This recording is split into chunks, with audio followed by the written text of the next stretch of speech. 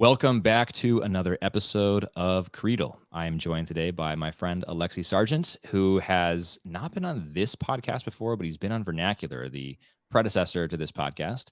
Alexi is a man of many talents who's done a lot of things. I will read to you some portions of his bio here just so you get a flavor for the things that Alexi has done and is interested in. But he's on today, joining me on the show to talk about fasting and feasting in the life of the Christian and why those things matter and why we should take them more seriously and really fully participate in the fasting and feasting seasons of the church. So, Alexi, welcome to Creedal. So good to be here. So good to have you. It's been a long time since we talked, and I'm really glad that I could finally get you onto Creedal. I know also you were expecting a baby girl coming in the next 4 weeks or so. So congratulations to you and Leah on that. Thank you so much. To my listeners, Alexi, as I mentioned, a man of many talents. He's a writer, a playwright, a game maker. We'll talk about that a little bit, who lives and works in the greater DC area. He writes at places like First Things, The New Criterion, The American Interest, The Weekly Standard, The New Atlantis, National Review, Commonweal, Acculturated Aletheia, and The American Conservative. He's a Yale graduate, 2015. Graduated from Yale with a BA in English and Theater Studies, and then for a while served as a junior fellow at First Things, and then worked at Magnificat and put together some of that great content, if any of you are Magnificat subscribers. But he loves telling stories, loves directing stories as a playwright and theater director, and also loves designing stories through tabletop board game creation. We'll talk about that in just a moment. Also want to mention, of course, last but certainly not least, Alexi is married to Leah Labresco Sargeant, and they have 2 daughters, including the one that is due to arrive in February. So we're really, and I guess as I say this, we're really releasing this. I wanted to get this recorded now, but it's a good thing I did because of your daughter's arrival, Alexi. But really, by the time we release this, you will have welcomed your daughter into the world. So I guess a double congrats in that sense. Yes, thank you very much. Well, as I mentioned, a game creator, Alexi. What does that mean? And what games do you create? And where can my listeners find out about some of these games? Yeah, absolutely. I create games under the gaming handle Cloven Pine Games. So that's some board games, lots of tabletop role-playing games, right? So if you're thinking Dungeons and Dragons, you're thinking the right genre, though I'm making, little bespoke indie games, including one that might be particularly interesting to listeners of this podcast. I'm working on a game called Autumn Triduum, where you play as religious sisters defending their convent against the forces of darkness from All Hallows Eve to All Souls Day. So that is a role-playing game with a heavy infusion of faith, but hopefully in a way that is fun and accessible for any player that wants to pick it up. You can learn about my games and buy some of them at Cloven Pine Games online. So there's a Cloven Pine Games storefront on itch.io. There's a Twitter account under Cloven Pine Games, or a Substack where I have kind of monthly gaming reflections I send out. Yeah, so anywhere on the internet, check out Cloven Pine Games and you'll find out more about the gaming stuff that I do. And I will link those in the show notes. If you have an interest in checking out Cloven Pine Games, please do. Alexa, when you say a tabletop game, does that always mean a board game, or are there tabletop games that are not board games? I'm an ignorant gaming person, so help me out here. Sure. Tabletop kind of just distinguishes it from video games, right? Okay. So yes, board games, but also card games or role-playing games where you're rolling dice on a table, but a lot of the game is being created in the conversation between the players and the imaginative world that's unfolding through that. So I think I've never played one like that. I've played obviously a lot of board games, including recently Root. Have you played Root before? I have not played Root the board game. I have played Root the role-playing game, Okay, which is the role-playing game based on that board game. So this is maybe a really good sort of point of departure for what I was going to ask. But what does it look like to have a role-playing game where there's no, I'm just so used to, if I play a game, I'm so used to, absent just a card game, I don't know, poker or Go Fish or whatever. I'm so used to having like a board to sort of center the activities. So what is it like to not have that anchor, if you will? Yeah. It means that the conversation between the players becomes the stuff of the game, right? And the game's mechanics may say, when you describe your character trying to do such and such, roll dice to see how you fare, right? And then hopefully the dice give you some more interesting input into your story, kind of giving you prompts that will push you away from whatever you might have done by default, right? That's kind of how I think of the mechanics, as things that feed into the story and give you new material. And then it all goes back to the story, though, right? It doesn't mean you're moving pieces on a board. It means you're, returning to whatever, tale of adventure, say you're spinning with your friends, and then you describe how, because you've rolled high, your character has a extraordinary success and everyone, applauds. Or you describe how, because you've rolled low, your character suffers a humiliating setback, but Yeah. they'll learn and do better next time, right? That's fun and really interesting. Let me ask you this. Have you found that since becoming a parent, you have you have suffered a corresponding loss in your available time to play tabletop games? It definitely changes things, Yeah. having a little person around. Fortunately, she does have a bedtime. There you go. Yeah. Sometimes what that means is, we put her down to bed, and then we're, playing with friends after that. Yeah. I've just found, I'm not really into board games. I enjoy them from time to time, but most of the sort of like niche, I mean, even Settlers of Catan is not really a game that I've enjoyed historically. Hmm. I'm open to trying it again, but it's just not one that I played it once, I think, in my life, and it was just like, yeah, it's kind of, I don't know, I could take it or leave it. Not amazing. So it's not really in my nature to be a big board gamer. But I've heard about these games that can take 6 plus hours to complete.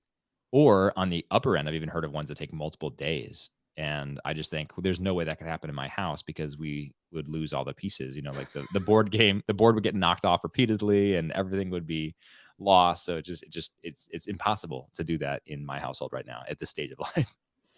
I guess this is another advantage for, theater of the mind games, where There there you go. isn't a board to knock over. Yes. Yeah, very true. I'll have to check one of those. So if I was going to try one of those more role playing games where there isn't necessarily a board to sort of anchor the action, is there a recommendation that you'd have for where to maybe a Cloven Pine one, or maybe something a little bit more accessible Ooh. if yours are not? I don't know. It depends on what genre you're into. A game I created that's meant as a good on ramp game for first time players is called Secret Science Sewer Siblings, where you play as a family of Teenage Mutant Ninja Critters who have to rescue their Nice. mentor from dark forces, right? Now, of course, that relies on a very particular genre touchstone. So if you're Okay. not into the source material that I've cleverly written around the trademark of, then maybe that's not a great first game. But if that's something that gets you excited, it is meant to be a good game that can, teach you how this sort of game works. It sounds interesting to me. I'll give it a shot. So then do you build an entire narrative around this game? The game is the narrative, right? Yeah, okay. Yeah. Well, what about you as the creator? Do you build like you build a whole sort of like preamble, a preparatory narrative to get people into the game, and then they create the narrative? Yeah, so this game, because it's meant to really like bring you on board, it has a situation, right? Now you have the freedom to build a character that fits into that situation, but the game tells you you're a family, your mentor is kidnapped, you need to Got rescue it. them. Got it. Uh, Other games don't necessarily specify all of that, but this one kind of gives you that, so that there's some momentum, right? So that it kind of pushes you into the story. Yeah, that's cool. All right, I will. I'm going to check it out at Cloven Pine Games, and I encourage my listeners to do the same. And it is free. Well, there you go. Free 99. That's the best price of all. um, Alexi, let's dive into our topic today, which is, as I mentioned already, fasting and feasting. Not a surprise to you, of course, since we've talked about this already. Um, but when we talk about fasting and feasting, we talk about this as Catholics in the context of the liturgical year. Yeah. The liturgical year is it starts with the beginning of Advent and it ends with Christ the King Sunday, at least in the Latin Church, just before Advent. Hmm. And the liturgical year provides us as Catholics an opportunity to build a rhythm of our lives, um, and to sort of embrace the life of Jesus, and enter into his sufferings, enter into his victories, and ultimately to enter into his great and final victory. But beyond that, why does the liturgical year matter? I mean, I think a lot of times it feels repetitive. I think a lot of times it feels like a lot of drudgery, especially, and I can even speak for myself here, when you're, 4 or 5 weeks deep into Lent and there's not really an end in sight, and you're really trying to do the fasting thing well and trying to do the penance thing, and Hmm. it just feels like an awful lot of drudgery, and Lent is especially tough because you're you're often in the middle of Lent. You're still in sort of like the dark gray parts of the year in the northern hemisphere, and it can just be tough. So there are reasons to not embrace the liturgical year. But why does it matter, and why should we embrace the liturgical year? Yeah, it's a great question. We are embodied beings and particular beings. And so the way God has saved us is through embodiment and particularity, right? This is the truth of the incarnation, right? Part of the great mystery of God become man. And it's the truth of the liturgical year as well, right? In the liturgical year, we have this cycle of time that points us outside of time and towards eternity. So rather than having our life moving forward in a sort of undifferentiated way, right? Or thinking of our life as a a circle that never ends, we have this liturgical year that gives us a cycle. You could almost think of it as a spiral, where hopefully, as the events of Jesus's life recur in memory in our life, we are able to go deeper into them and go further out from our kind of holy mundane experience. So embodiment and particularity, this is a part of us, and this is a part of the new structure to time that God kind of offers us in the form of the liturgical year. And I think that's a really good point that you mentioned. When you say particularity, let's unpack that word a little bit more. So embodiment, we're not just simply souls. We are not just simply souls that sort of happen to inhabit a body for a time and place for the temporal existence that we have, but actually we are souls who are embodied. We don't have a body. We are a union of body and soul. We are not Right. a body. We are a union of body and soul, but we are also not just a soul, right? So that's what we mean by embodiment. When you say particularity, let's unpack that a little bit more. What does that word mean in this context? Sure. Sometimes there's discussion of the scandal of the particular, right? The way that, for example, God chose a particular woman to be the mother to his son, right?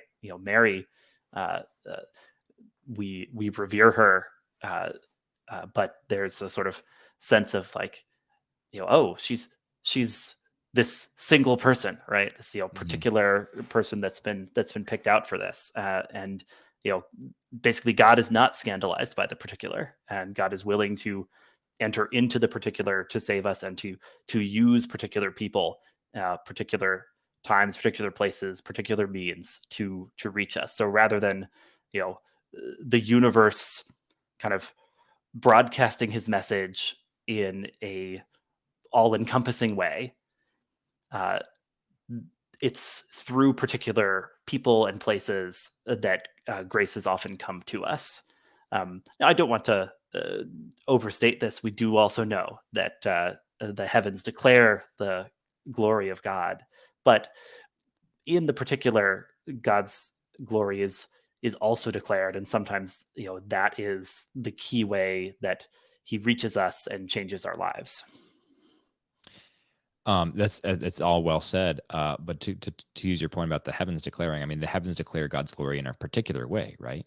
The heavens declare God's glory in a way different from the bumblebee, which Hmm. also declares His glory. And so I think um, it is true that all of creation declares His glory, but all of creation in its particularity displays His glory. And I like your Yeah. point about how the particularity really extends not just to space, to the things that we see, to the things that inhabit the world, but also to time itself. So there is particularity in time. And I think maybe the most powerful illustration for me that I've thought about is that Jesus Christ, who was incarnate, uh, died at a particular time and in a particular place, Hmm. right? So there's a particularity to God's saving works of salvation that gives sort of, I think, impetus to the liturgical year as well. Gerard Manley Hopkins, the English Catholic poet, is in some ways the poet of particularity. I think if you turn to his poems, you'll see a recurring theme of how God's wonders are shown forth in each thing being itself emphatically. That's great. Yeah, that's exactly. I think that's illustrating exactly what we were talking about. Yeah, yeah, that's neat. Okay. Let's move on to the next question I had for you, which is simply, why is feasting important? And I want to get to fasting as well, but let's start with the easy one. Why is feasting important? This is the one that you never have anyone object to this, right? It's a feasting season. Let's eat good food and enjoy the time. You have objections to fasting, but not to feasting. So why is feasting important? Mostly, I mean, you can find historical objections to feasting, right? You can Okay, yeah, find that's fair. I mean, I guess strains of Christianity that were more suspicious of feasting, I but guess no, even now, as I said that though, I was also thinking you do have people who are like, no, I'm a one meal a day. I'm on the intermittent fasting thing right now, and I can't break that. This is for optimal health efficiency, so that I can live forever and upload my consciousness to the cloud, etc. So yeah, I guess there are objections to feasting, but they are fewer and farther between than objections to fasting. yeah. Feasting is an affirmation of things that are very strongly part of our nature, right? We do want food and good company and the chance for merriment, and in the feasts of the liturgical year we see that desire baptized and sanctified. We see our our drive towards community and celebration placed in the context of salvation. And so we have feasts celebrating Christ, celebrating the saints, feasts all through the church year, but particularly the great feasts of Christmas and Easter, Pentecost, right? These kind of moments of commemorating turning points in the history of the universe, right? Milestones in Christ's life and the way he worked our salvation, that we celebrate in high style. And that is important, not only to commemorate these things that are true, but to live out what is best in these human impulses towards celebration. And that one I think is easier to understand as well, right? Because of course, we want to embrace the fullness of our humanity and our human desires, and that's a nice thing to do. Fasting, on the other hand, not a fun thing to do for sure. And in the Latin rite, especially in the U.S., we have it pretty easy. It used to be the case that you abstain from meat every Friday, and then the USCCB relaxed that restriction, and now it's recommended that you abstain from meat on Friday. But if not, then substitute a suitable penance. Right. In my experience, even that is not really widely acknowledged as what the sort of the rule or the expectation is. And so most Catholics, and maybe not most listeners of this podcast, that's kind of a different demographic, but I think just most Catholics in the pew on Sundays don't, in particular, have a Friday penance at all. And so fasting, it seems to be the case that fasting has gone out of fashion somewhat in the Latin Church today, at least in the U.S. But if you talk to your Eastern brethren in the Eastern churches, and my family and I now worship at an Eastern Catholic church, Alexi, Hmm. they take fasting very seriously, and there's the Yeah. Great Fast in Lent, and it is very hardcore. And so there's a whole different culture of fasting there. But John Paul II, Alexi, said that we are an Easter people. And so if we're an Easter people, why should we fast? Yeah, absolutely. I mean, of course we are an Easter people. That is the heart of the thing, right? The resurrection, the empty tomb. However, Lent and its fasting, while it contrasts with Easter, it is not opposed to it, right? It is the necessary preparation for it. For example, St. John Paul II, he said, "We are an Easter people and Alleluia is our song." But of course, we fast from Alleluia itself, among other things, Mhm. during Lent. We kind of remove from the Mass and from our liturgical prayers that great shout of joy, Alleluia, so that we experience a true hunger for it, right? Mhm. We can really understand the blessing and the meaning of Alleluia when Easter arrives and Alleluia returns.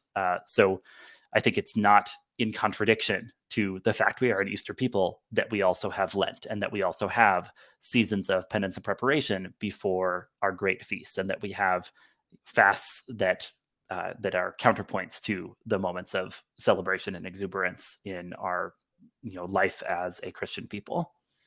Yeah, I love what you said there and how you connected the fasting to the feasting, because without the feasting, the fasting really makes no sense. Now, even if on this side of the veil we really are only fasting, and some Christian mystics have, right, survived on bread and water in the Eucharist, for example, for extended periods of time. that even for them, I think, was a preparation for the final feast of the Beatific Vision. Um, but Yeah, but absolutely. but say more about that, Alexi. How does the feasting ultimately make sense of our periods of fasting? Yeah, I think you hit the nail on the head, right? That the final feast is the wedding feast of the Lamb, right? Union with God in heaven, is the feast that all of our earthly feasts are pointing towards, and that all of our earthly fasts are preparations for, just as you know, the fact of our you know life with its times of suffering and darkness on earth can be thought of as a fast in preparation for the feast we hope to be part of in the company of all of the saints. So I think if we think a little about what feasting teaches us, right? What does feasting tell us about the meaning of human existence? Well, it tells us we are made to enjoy God forever, Hmm. right? That's a formulation from a catechism I grew up with. What is The the chief end of man. yeah I know the catechism. I grew up with that as well. yeah the wording that I had was to glorify God and enjoy Him forever, Forever, yeah. right? And that is bound up in the whole concept of feast, right? That ultimately the reason for the feast is God, our Maker, who has made us to glorify Him and enjoy Him. Yeah. No, it's beautiful. Yeah, I didn't mention at the beginning to my listeners that Alexi, like myself, is a convert, also from Anglicanism, right, Alexi? Yeah, absolutely. I grew up going to the type of Episcopal parish in America that talks about itself as Anglo-Catholic, right? Hmm. Leans into that tradition, and you know there came a point where that became less tenable, right?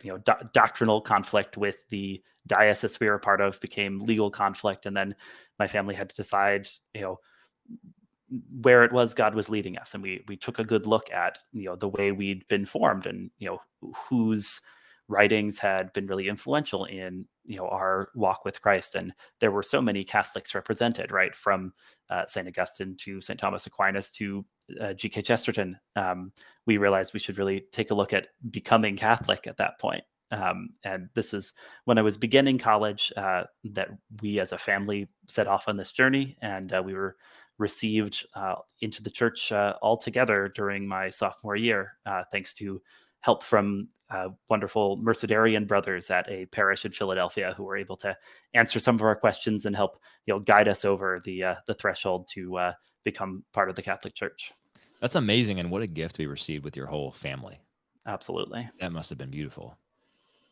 When I was received, it was with because I was married and had one. We had our oldest at the time, so it Mm. was with my family in the sense of my wife and my child. But my parents, obviously, and siblings did not and have not become Catholic Mm.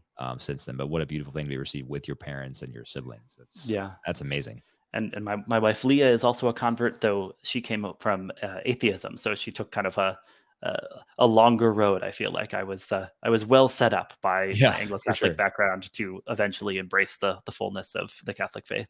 Yeah, and for folks who want to hear Leah's story, she was actually on the podcast in the early days. I think it was summer 2019 Ah, that Leah came on to talk about her journey from atheism.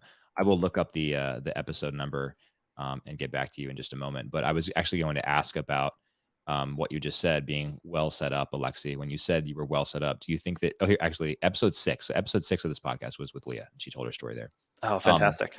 but when you said that you were well set up, do you think that you were well set up to embrace the liturgical year as well? Obviously, Anglicans have a liturgical year, but in my experience, that I don't know what yours was. In my experience, it was observed to varying degrees, not dissimilar to the way it is in the Catholic Church now. But I think Yeah. your preparation would kind of depend on what parish you went to and what your church community was like in Anglicanism.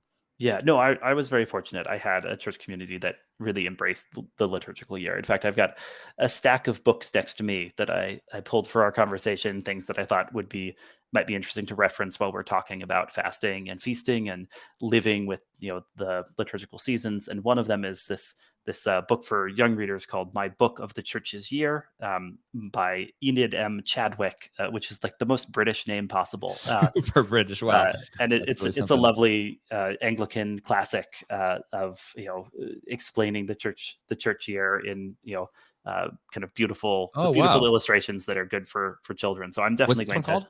to My Book of the Church's Year. So My Book of the Church's Year. Okay. as my children get older, I'm definitely going to use this book to introduce them to things, because it is substantially the same as the Catholic liturgical year, with a few small differences we can note.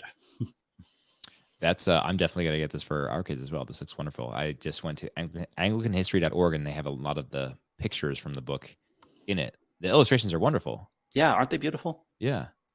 Podcast listeners, they're beautiful. Look them up. Yeah, seriously. AnglicanHistory.org/children/Chadwick_year.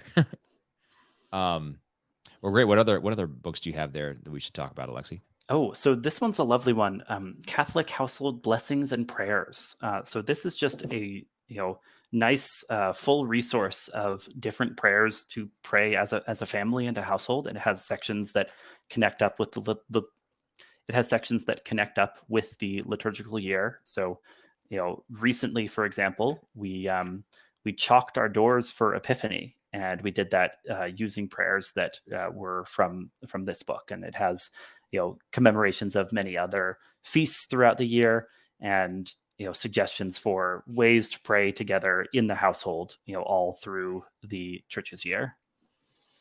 We have that in our household as well, Alexi. But your edition looks a lot newer than ours. Ours is the cover is falling apart, and it's like a maroon burgundy color, not this kind of gold yellow.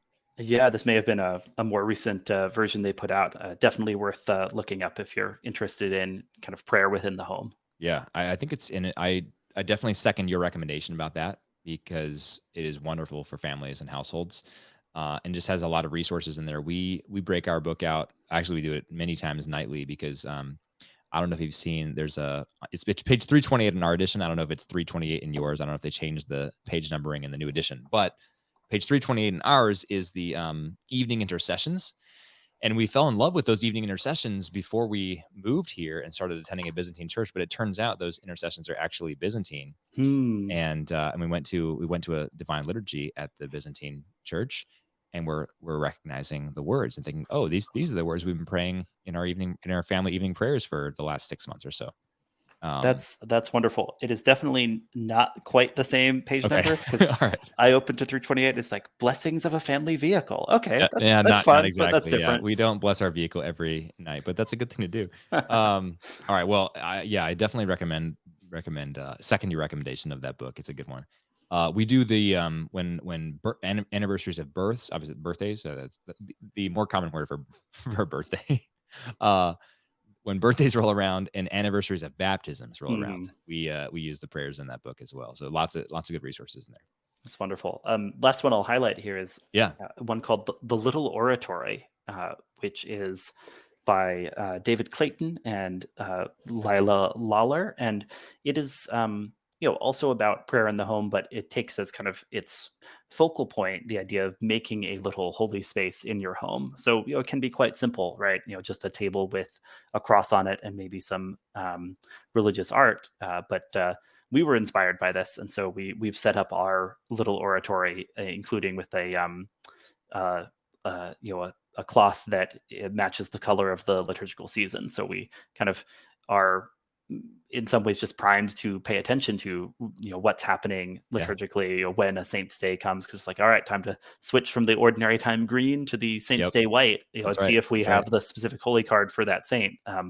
It's created a little tradition also where I get Leah some new holy cards each Christmas, so that we expand our collection and have kind of more saints' days covered, where we'll be able to have little art of the particular saint at the oratory in a way that reminds us to ask for their intercession and think about their lives and the example they set of living a Christian life. That's wonderful.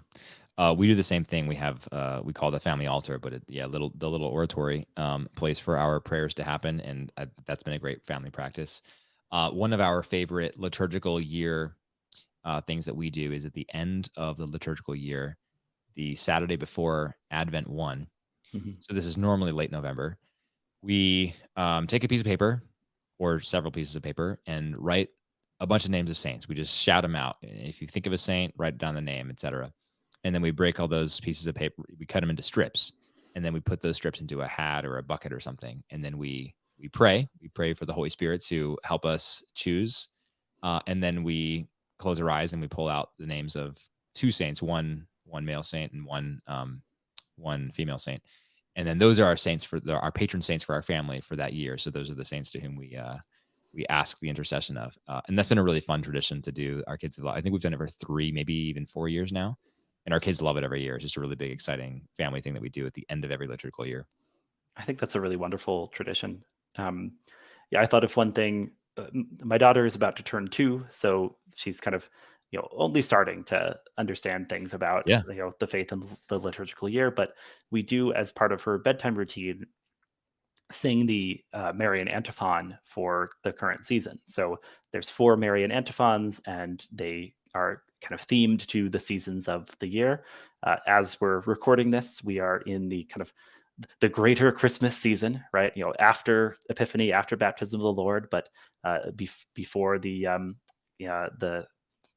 day known as Candlemas, or Feast of the Presentation, which is the sort of end date of the like extended Christmas right, right. season. Yeah, So yeah. we We can listen have to Christmas music up until Candlemas. So exactly that's how it works. So we are praying, Alma Redemptoris Mater, or really singing Alma Redemptoris Mater as part of Beatrice's bedtime routine, and that will switch up after yep, Candlemas. And that's you know, beautiful. yeah, I think it's a nice way to just bring a little bit of beauty from the church's year, and peg it to the seasons, so that Beatrice is familiar with that from an early age. Yeah.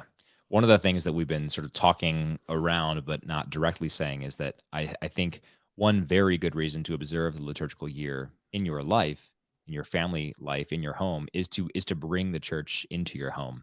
It's Yes. very easy, especially now, to go to mass on the days of obligation. Maybe you'll hit a daily mass here or there when you're not, obliged to go. Imagine that, and to sort of be immersed in the not really immersed, but sort of dip your toe in the liturgical year that way because you have to, because you're going to mass, because because you want to be a Catholic in good standing. But observing the liturgical year in a personal way, in a family way, really sort of forces you to welcome the life of the church into your own home.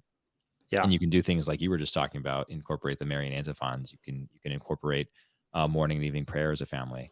My wife is really, really good about she loves doing this. It's just sort of a creative outlet for her, but good about incorporating the liturgical year into the things that she cooks as well. So, Oh, you're wonderful. so a lot of the food that we have throughout the liturgical year is liturgically appropriate or theme for either a given saint's day or for the season of the church's year, etc. And that's a really fun way to do it as well. Um, Yeah, and that's we have very good. found, yeah, our oldest now is 7, our youngest is almost 1. So obviously there's a wide variety of sort of understanding in what is going on and how we observe these religious practices as a family. But we have found that the kids really get excited, when we can build it in sort of an age appropriate, child friendly way, some observation of the liturgical year, they get really excited. And rather than having 2 days every year, thank their birthday and Christmas that they look forward to, we have many days throughout the year that they Hmm. they get excited. And then to your previous point about connecting fasting and feasting, we try to, and I encourage everyone to do this. We try to observe penances on every Friday, and then in the church's penitential seasons. But it makes it more meaningful for the kids when we emerge from Advent. Having tried to observe penances, we emerge from Advent, and then can really just go crazy for all 12 days of Christmas. Yeah. Um, and so that makes it more meaningful for them and really more tangible, I think, more Yeah. visceral. Yeah. The other advantage, you know, uh, to kind of bringing fasting in particular out of the context of, this is only a church thing, right? Like, if families and individuals and communities can fast together, that makes it a corporate act of witness. Right. Yeah. I'm pulling this point from a wonderful article that the historian Eamon Duffy wrote for First Things called "To Fast Again," where he made a really excellent point that fasting is, is many things, but one of the things it is solidarity with the poor and the needy, as we all acknowledge the ways that we are poor and we are needy, and kind of stand with those members of society, members of the church who kind of have no choice but to fast when we voluntarily take on fasting. And so, Duffy's broader point is the church loses something when fasting becomes something very laissez-faire, when it's something taken on by individuals on a very individual basis, as opposed to something that the body of the church as a whole can do. So he's making a case for a recovery of this, and I think in our own lives and our own families and our own communities, we can do something to recover that by being intentional about fasting and by thinking of fasting as, among other things, this witness to the way the church stands with the poor. That's a really good point. I remember several years ago, when now Senator Cory Booker, I believe he was still the mayor of Newark, New Jersey at the time. He went on a food stamp fast, and he was lauded in the media for doing this, because the point of his food stamp fast was to say, this is how someone on food stamps has to live if they have nothing else. If they have no other money to support themselves and they can only live on food stamps, this is what they eat. And he would, I think, tweet pictures of his meals, or just maybe it was just updates on what he'd been able to eat that day on food stamps. And so that was exactly what you're talking about. It was a fast of sorts in solidarity with the poor. Yeah. How glorious would it be if we as Catholics thought about our fast that way as well? And I'm just as guilty as anyone at not doing that. I often just look at fasting as like, this is just the thing I've got to kind of muscle through. It makes me stronger, etc. And then I get to the feasting, rather than thinking this is something that this is a suffering I'm voluntarily taking on. Not for the poor exclusively, but for the poor through the suffering of Jesus, for all those who suffer with our suffering Lord. And this is the way that I can unite my sufferings to those in humanity who suffer, but most particularly to the God-man who suffered. It's a reminder of our common humanity and Yeah. of our common need for a savior. Yeah, exactly. What a good way of thinking about fasting, in a way that really sort of turns it on its head. The other response I had in thinking through what you just said was, we often in secular circles, fasting has become very popular. There's a fasting app called Zero that's been, I don't know, it's used by well over 1 million people, I think. And it's very simple. It basically just times, I think there are like the premium things you can pay for, but the very simple version of the app, the free one, is basically a timer. And you just say, okay, I'm not eating now, hit the start button, and then it times you, and then you say, okay, I'm going to eat now, and you stop. And it's designed to promote intermittent fasting, which has been proven to have a bunch of health benefits, yada, yada, yada. But those are all good. And I'm glad that that's the case. I'm glad people can find intermittent fasting to be a sort of personally fulfilling thing to do. But our goal as Catholics, our reasons for fasting, should never be primarily because this fasting will just make me feel better and make me a stronger person. Because the whole goal of fasting is to strengthen our reliance on the one who is strong, right? Right. Yeah, it's a spiritual practice rather than something taken on for a therapeutic reason. Right. And sometimes the kind of spiritual benefit of fasting comes from understanding how poorly you do at it, right? Like sometimes you'll make a big commitment to fasting and then discover how hard that is, or stumble and fall. And the key thing is turning to Christ in those moments, right? The key thing is that the fasting should be bringing your attention back to Jesus, and that is that's the ultimate why of everything we do as Catholics. But it's important to remember that if we might get distracted by more worldly interpretations of what a fast could mean. Yes. Yeah, totally. Now that doesn't mean that, obviously it doesn't mean that you shouldn't, that you can't enjoy some of those physical benefits that you may get from fasting, but there are certainly people who try intermittent fasting and don't feel good, and doesn't mean that they shouldn't do that as a spiritual exercise. So there was a when I was in college, I attended this church pastor by a guy named Glenn Packiam. This is before my conversion, so he is not Catholic. He's actually, it's kind of a strange situation. He's at a Protestant non-denominational church, but he's ordained Anglican. Oh, interesting. Yeah, he is interesting. He got his PhD from the University of Durham. He's in a lot of sort of liturgical. I think his PhD dissertation was something about the liturgy. Really interesting guy. I wouldn't be surprised if he joins us on this side of the Tiber at some point. But I remember when I was in college, he did a sermon on fasting, and he was extolling this as a spiritual practice and how we should do more of it. And he was confessing. He was like, "Yeah, I'm not good at fasting. I don't like fasting." And he said, "I used to make excuses for myself. And one day, I said to my wife Holly, this is him talking. I said to my wife Holly, yeah, the thing is, when I fast, I just get really weak. I'm not good at it." And then his wife, Holly, said to him, "Yeah, Glenn, that's called fasting. Like that's that's the point. That's it. That's what it's supposed to be." And he was like, "Oh, okay, yeah, I guess you're right." So Yeah, yeah, the where I point is am the weakness. weak, there he is strong, Yeah, right? The one thing I want to say while we're discussing fasting also is just when I was working with the Aquinas Institute, the chaplaincy at Princeton, we were talking to students about fasting and feasting, and we realized we wanted to be, you know,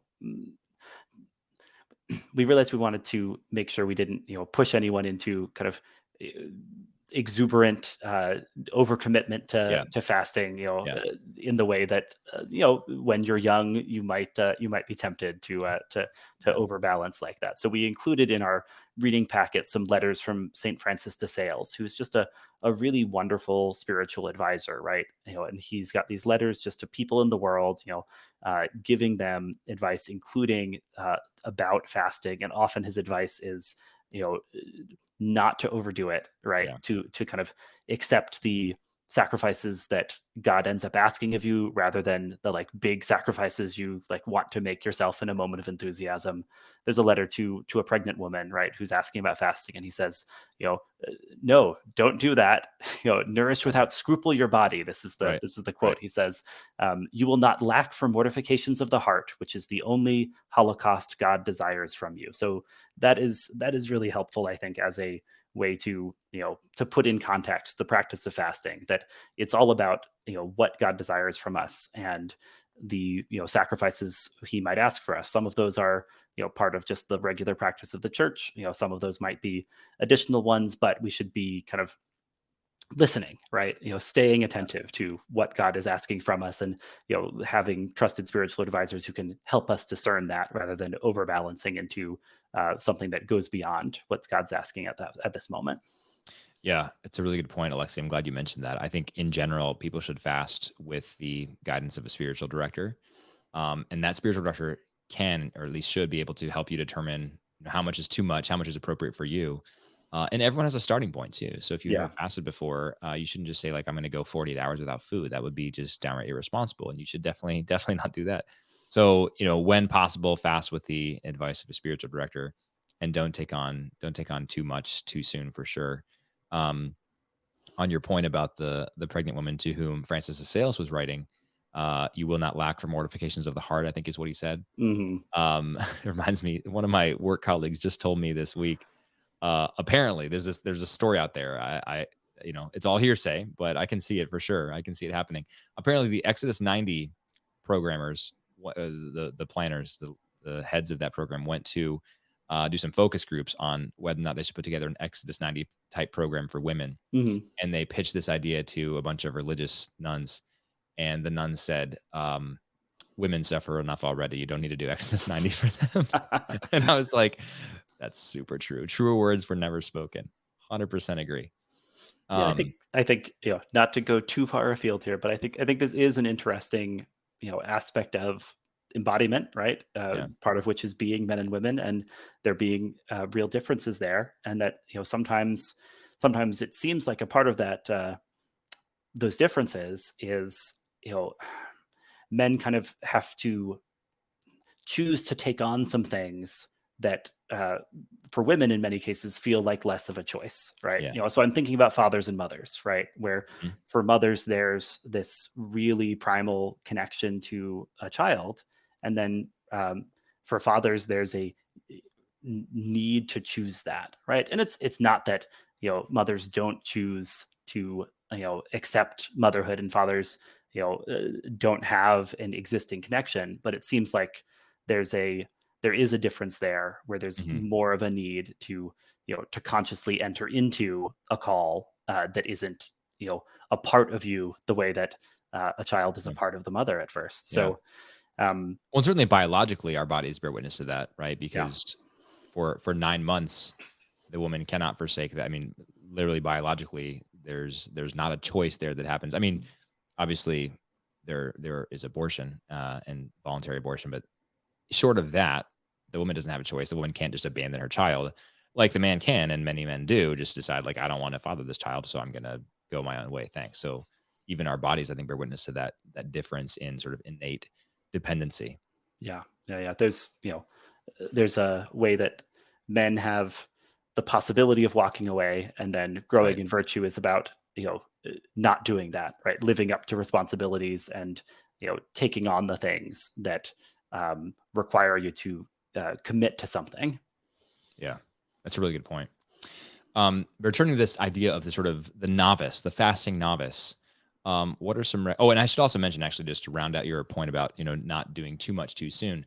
Fasting is not strictly about food, which is why Saint Francis de Sales says, "You will not lack for mortifications of the heart."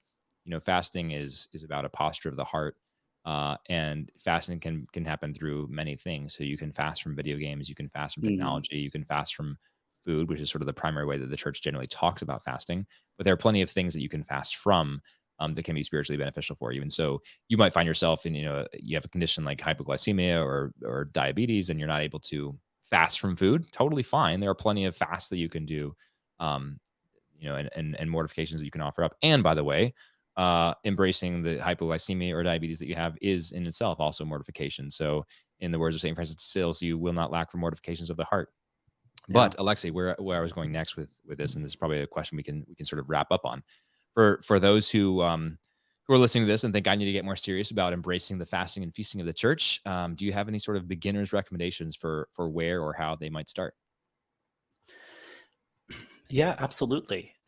So there's wonderful resources like Magnificat that give you a sense of where we are in the liturgical life of the church. Magnificat has daily prayers. It also has, right at the front of every issue, a rundown of the month, including, days of celebration of one sort or another, whether it's memorial or a feast, days marked for fasting. Each Friday should be a day of some kind of penance, and the historic one was abstinence from meat, right? But you can start thinking about how fasting and feasting kind of the fit into your time, right? And ways that your time can adjust a little around the demands of fasting and feasting. And yes, be careful about taking things on. Think a little bit about uh, this about everything being an experiment, something you're ready to revise rather than committing all at once forever. If you need to adjust what kind of Friday penance you're doing, based on the needs of your family, then that is something definitely to consider, and there's no shame in that. But starting with something is good, right? Find some way to begin celebrating the feast of the church year and taking on the fasts of the church year. There's always something you can offer a fast up for, right? I'm sure you have something or someone you want to pray for, or you have a desire to pray for the intentions of the Holy Father, or for you know uh, the needs of our nation, right? There's lots of things that you can think about as what you're offering your fast for, in addition to, of course, the hope that it is part of the process of you yourself being more conformed to Christ, and understanding your dependence on Him, and your need to turn to Him every day. Yeah, well said. And I encourage our listeners once again, as we prepare to head into Lent, to maybe make this the first Lent that, if you haven't done it previously, make this the first Lent where you take on some conscious penance, and decide to try to apply some of these fasting principles that Alexi has talked about with us today. Alexi, thanks so much for joining us. To my listeners, I want to remind you to go check out Alexi's games, Cloven Pine Games. They have a profile on itch.io. You can also find the Cloven Pine Games Substack and the Cloven Pine Games Twitter handle and follow his work there. I'm certainly going to go check out some of the offerings and see. I'm still thinking about one of these role playing non board games, since this is it would be a new experience for me, Alexi. That'd be awesome. And hey, if you want to check it out and have me back on to talk about it, I think that could be really cool. Okay, yeah, that sounds great. Well, we were already talking before we hit go here about another topic, certainly game related, that we can do for later this year. So once you and Leah and Beatrice get settled with the new one, Yes. we'll reconnect and make that happen. So thanks so much for joining us, Alexi. Really appreciate it. How can our listeners reach you if they have questions or want to chat a little bit more about that, or where can they follow more of your work apart from the Cloven Pine game stuff? Yeah, you can also find me, under my own name on Twitter at Alexi Sargeant. That's Sargeant, Sargeant. I've got a website too where you can find some examples of my writing, here and there around the internet. And there's a way to contact me through that website if you've got questions about what we talked about or just about life as a Catholic. I'm happy to chat. Sounds great. Well, thanks once again, Alexi, for your time today. Always a pleasure to chat with you. Appreciate the talk about fasting and feasting today. To my listeners, hopefully you enjoyed this episode. If you have any feedback for me or a question for Alexi and you just want to email it to me and I can forward it on to him, I'd be happy to do that. My email is Zach, Z-A-C, @creedalpodcast.com. And until next time, God bless you.